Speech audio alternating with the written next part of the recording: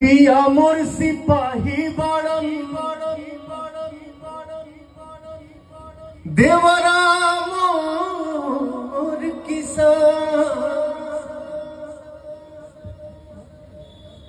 रण में नाम करेलन पिया हर जीतलन मैदान अकोने कम लगन से देवरा खत्म करे खरिहान। बचपन में हम एक ठो गाना गा रही जब हम 9 साल के रहली। आज हमके वो गाना याद आ गई ना। कौन है बन दुखिया हरवा, कौन है बन दुखिया हरवा, छैला जवान रे पियावा सिपहिया मोरा